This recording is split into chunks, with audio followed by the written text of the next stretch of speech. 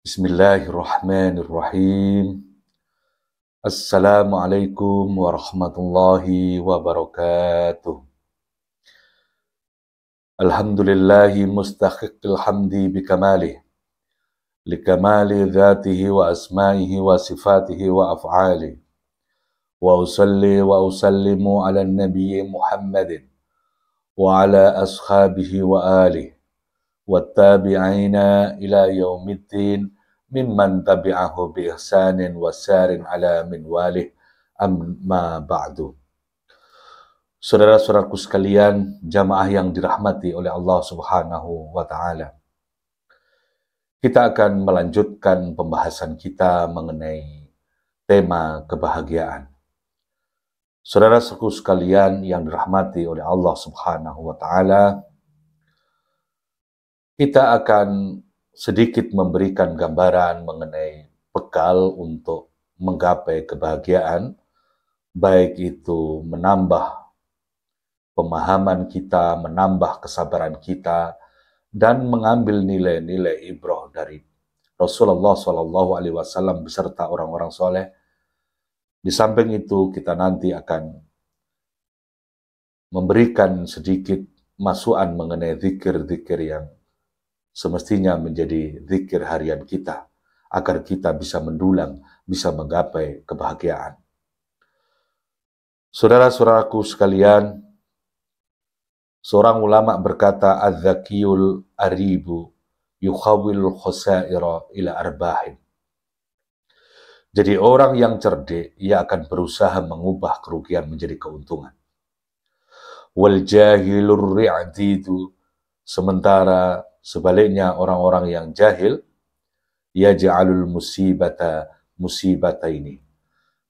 Jadi orang-orang yang jahil, orang-orang yang bodoh, sebaliknya ia akan menjadikan suatu musibah menjadi berlipat ganda dan bertumpuk-tumpuk. Saudara-saudaraku, kita dikenalkan di dalam sirah nabawiyah maupun di tarikh bagaimana ketika Rasulullah SAW saat berdakwah di Mekah, dia diusir oleh kaum jahiliyah Mekah. Beliau pun memutuskan untuk hijrah, pindah menetap di Madinah. Dan di Madinah beliau berhasil membangun sebuah negara yang sekarang sangat akrab kita dengar di telinga dan di mata sejarah. Kita juga diperkenalkan seorang salafun as-soleh, yakni As-Sarahsi. Ia pernah dikurung di dasar sumur selama bertahun-tahun. Tetapi di tempat itulah ia berhasil menyelesaikan, berhasil mengarang buku sebanyak 20 jilid. Kita juga bisa belajar dari seorang ulama, Ibnu Athir. Ia dipecat dari jabatannya. Tapi dengan pemecatan itu, ia berhasil menyelesaikan karya besarnya Jami'ul Usul dan kitab An-Nihayah, salah satu kitab yang paling terkenal di dalam hadis. Kita juga bisa belajar dari seorang cendekiawan, seorang ulama yang luar biasa, yaitu Ibnul Jauzi. Ia pernah diasingkan di Baghdad. Karena pengasingan itulah beliau bisa menguasai qiraah sabah. Ada seorang ulama lain, misalnya Malik Ibn Ar-Raib. Ia menderita suatu penyakit yang mematikan. Tetapi dengan penderitaan itu malah menjadi berkah baginya dan ia mampu melahirkan syair-syair yang indah yang tak kalah dengan karya-karya penyair besar di zaman Abbasiyah. Belum juga ada seorang ulama, Abi Du'aib Al-Khuzali. Seluruh anaknya meninggal dunia. Dan ia seorang diri. Dengan kesedihan dan penderitaan itu, beliau mampu menciptakan nyanyian-nyanyian puitis yang mampu membungkam mulut zaman. Membuat pendengarnya tersihir dan memaksa sejarah bertepuk tangan saat mendengarnya. Saudaraku sekalian yang dirahmati oleh Allah Subhanahu wa Ta'ala, begitu pula salah satu imam besar, yakni Ahmad bin Hanbal radhiyallahu an, ia juga pernah dipenjara dan didera. Karena penjara dan dera itulah ia kemudian juga menjadi imam di salah satu mazhab 4. Salah satu dari mazhab yang sangat yang dijadikan acuan Ahlussunnah wal Jamaah selain mazhab Imam Hanafi, Imam Maliki, dan Imam Syafi'i, dan yang terakhir adalah Imam Ahmad bin Hanbal. Kita juga diperkenalkan seorang ulama yang besar, yakni Ibnu Taimiyah. Ia pernah dipenjara, tetapi justru di penjara itulah beliau melahirkan banyak karya. Saudara-saudaraku sekalian yang dirahmati oleh Allah Subhanahu wa Ta'ala, dari kejadian atau peristiwa yang dialami Rasulullah dan orang-orang soleh tersebut, begitu juga ketika kita tertimpa suatu musibah, maka sebaiknya kita tidak boleh putus asa. Kita tidak boleh hanya melihat, memandang dari sisi gelapnya, tapi kita juga harus memandang dari sisi terangnya. Ketika ada seseorang yang memberi Anda segelas air lemon, Anda perlu menambah sesendok gula di dalamnya. Jadilah dia minuman segar, minuman es lemon. Ketika saudara dihadiahi orang seekor ular, ambil saja kulitnya yang mahal itu, jual kulitnya dan tinggalkan bagian tubuh yang lain.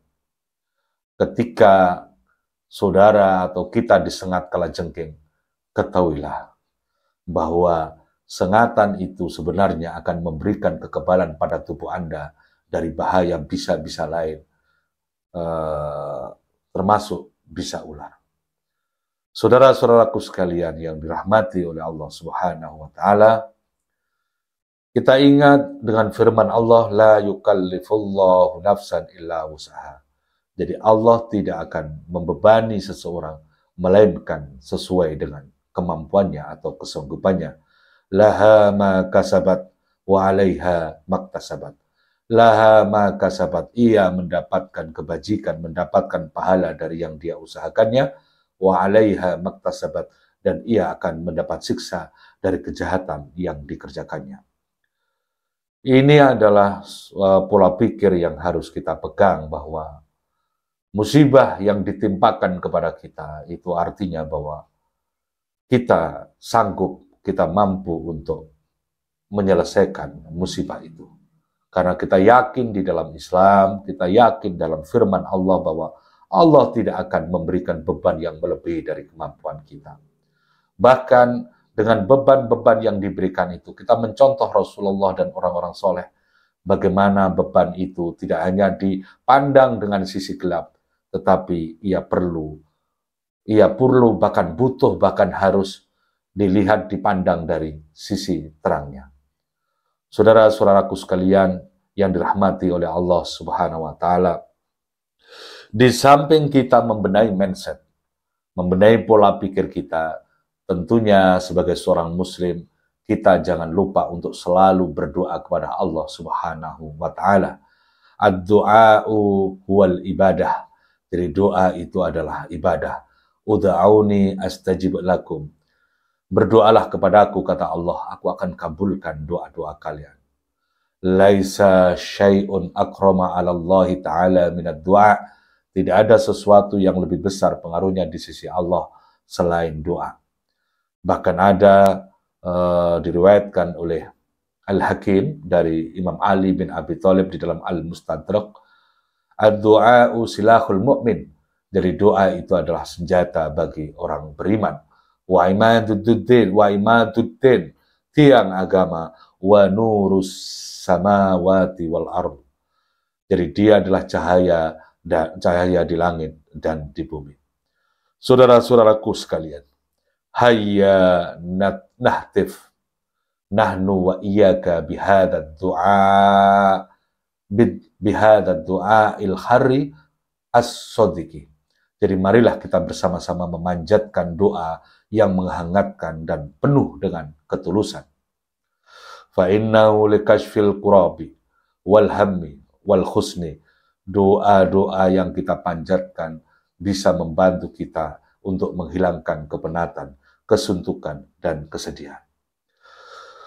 Doa-doa ini bisa kita jadikan wirid, kita bisa jadikan zikir, agar ketika kita memperoleh kesulitan, ketika kita memperoleh masalah yang menyapa, selain mindset tadi, selain pola pikir yang harus kita perbaiki, adalah jangan lupakan kita berdoa, berzikir, sebagaimana yang diajarkan oleh Rasulullah SAW. Salah satu zikir tersebut adalah La ilaha illallah rabbul azimil halim, La ilaha illallah rabbul arshil azim, La ilaha illallah rabbus samawati wal ardi wa rabbul arshil karim, Ya hayyu ya qayyum, La ilaha illa anta birahmatika astaghis. La ilaha illallah, tidak ada ilah yang berat disembah kecuali Allah, Rabbul Azimil Halim. Jadi Tuhan atau Tuhan yang Maha Agung dan Maha Pemurah. La ilaha illallah, tidak ada ilah yang berat disembah kecuali Allah, Rabbul Arshil Azim. Rabb Tuhan, pemilik arsy yang agung. La ilaha illallah, tidak ada Tuhan selain Allah. Rabbus samawati wal ardi wa Rabbul Arshil Karim. Rabbus samawati wal ardi, Rabb langit dan bumi. Rabbul Arshil Azim, Rabb arsy yang mulia. Ya Hayyu ya Qayyum, wahai zat yang maha hidup dan yang berdiri sendiri, yang maha berdiri sendiri. La ilaha illa anta, tidak ada ilah selain engkau. La ilaha illa anta birahmatika astaghis, dengan rahmatmu aku meminta pertolongan. Saudara sekalian, doa ini semestinya kita hafal, dan kalau sudah hafal kita zikirkan. Saya ulang kembali, La ilaha illallah rabbul arshil halim, La ilaha illallah rabbul arshil azim, La ilaha illallah rabbus samawati wal ardi wa rabbul arshil karim, Ya hayyu ya qayyum, La ilaha illa anta birahmatika astaghis. Kemudian kita juga berdoa kepada Allah, Allahumma rahmataka arju, ya Allah aku berharap dengan limpahan rahmat-Mu. Fala takilni ila nafsi tarfata ain, janganlah engkau jadikan aku bergantung pada diriku sendiri tarfata ain, yaitu walaupun sekejap mata. Wa aslihli, maka perbaikilah sya'ni kullahu, perbaikilah semua urusanku.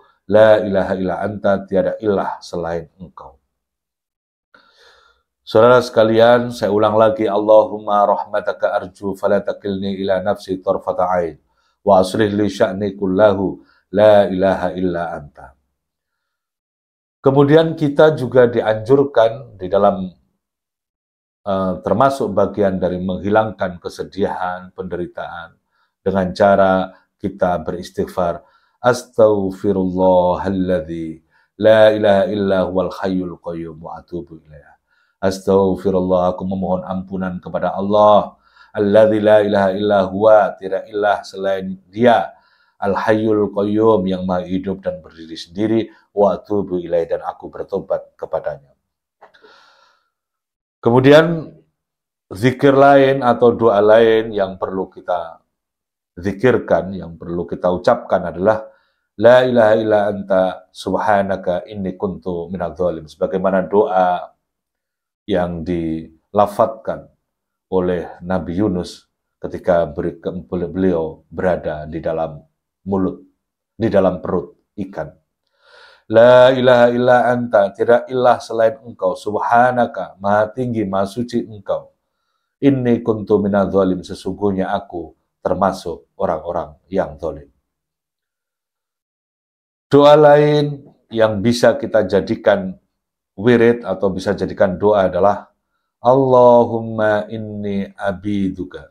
Ya Allah, sesungguhnya aku benar-benar hambamu.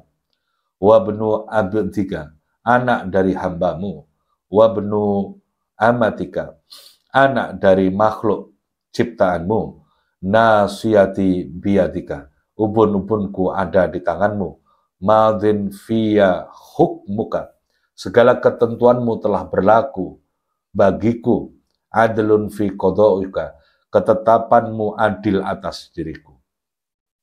As'aluka bikulli ismin huwa laka sammaita bihi nafsaka, aku memohon dengan segala nama yang telah engkau sebutkan untuk menyebutmu. Au anzaltahu fi kitabika, atau yang telah engkau wahyukan, kau turunkan dalam kitabmu. Au 'allamtahu ahadam min khalqika, atau yang telah engkau ajarkan pada salah seorang dari makhlukmu. Awis ta'tharta bi fil ilmil ghaibi 'indaka, atau sengaja engkau simpan di alam yang gaib yang ada padamu. Anta ja'alal qur'ana rabi'a qalbi, ya Allah, jadikanlah Al-Quran sebagai pelipur hatiku. Rabi'a qalbi, cahaya dadaku. Rabi'a qalbi, sebagai pelipur hatiku. Wa nura sadri, sebagai cahaya di dadaku. Wa dhihaba atau wa dhahaba hammi, pengusir kesedihan. Wa jala'a husni, dan kegundahanku. Saudara-saudaraku sekalian yang dirahmati oleh Allah Subhanahu wa taala, saya ulang kembali lagi, Allahumma inni abduka, banu abdika, wa benu amatika, nasiyati biyadika, madin fiya hukmuka, adlun fiya qadauka, as'aluka bikulli ismin huwa laka sammaita bi nafsaka, au anzaltahu fi kitabika, au 'allamtahu ahadan min khalqika, au ista'tharta bi fil ilmil ghaibi 'indaka, an taj'alal qur'ana rabi'a qalbi wa nura sadri wa dhahaba hammi wa jala'a husni. Ada beberapa redaksi atau versi redaksi yang berbeda dan tidak menjadi persoalan. Kemudian zikir atau doa lain yang perlu kita ucapkan adalah Allahumma inni a'udzubika minal hammi wal husni. Ya Allah, aku berlindung kepadamu dari kesedihan dan kecemasan, wal ajzi wal kasali, dari rasa lemah dan kemalasan, wal bukhli wal jubni, dari kebakilan dan sifat pengecut, wa dhula'id daini wa ghalabatir rijal, dari beban hutang, wa ghalabatir rijal, dan dari tekanan, dari pressure orang-orang jahat. Dan kemudian yang terakhir, kita juga bisa berdoa atau menzikirkan hasbunallah wa ni'mal wakil, cukuplah bagi Allah bagi kita, cukuplah Allah bagi kita, wa ni'mal wakil, dan dia adalah sebaik-baik pelindung. Saudara-saudara sekalian yang dirahmati oleh Allah Subhanahu wa taala, takayyaf fi dzarfikil qasi. Jadi kendalikan diri Anda, kendalikan diri kita dalam berbagai kesulitan yang kita hadapi. Litakhroja lana minhu zahratan wa wardan wa yasaminan. Dengan begitu kita dapat mempersembahkan bunga mawar dan bunga melati yang harum kepada kami. Wa asa an takrahu syai'an wa huwa khairul lakum. Dan boleh jadi kamu membenci sesuatu, padahal ia amat baik bagimu. Barangkali ketika sesuatu yang kita anggap masalah yang paling besar itu, wa'asa an takrahu dan syai'an, dan kita membencinya, wa huwa khairul lakum, sedangkan ia amat baik bagimu. Saudara sekalian, kalau kita mencintai sesuatu, cintailah sesuai dengan porsi dan proporsinya. Pas. Jangan berlebihan. Sebaliknya, kalau kita membenci sesuatu, apakah berupa musibah, penderitaan, tetap sesuai dengan kadarnya, sesuai dengan porsi dan proporsinya. Jangan melebihi. Karena tadi, saudara sekalian, wa'asa an takrahu syai'an wa huwa khairul lakum. Boleh jadi kamu membenci sesuatu, padahal ia amat baik bagimu. Saudara-saudara kalian yang dirahmati oleh Allah Subhanahu wa taala, semoga Allah selalu menganugerahkan kita kebaikan, memberikan ampunan dosa-dosa kita, memberikan rahmat kepada kita, dan semoga kita dijadikan orang-orang yang baik, orang-orang yang soleh. Yang baik dari Allah, yang buruk dari diri saya. Subhanakallahumma bihamdika asyhadu an la ilaha illa anta astaghfiruka wa atubu ilaik. Assalamualaikum warahmatullahi wabarakatuh.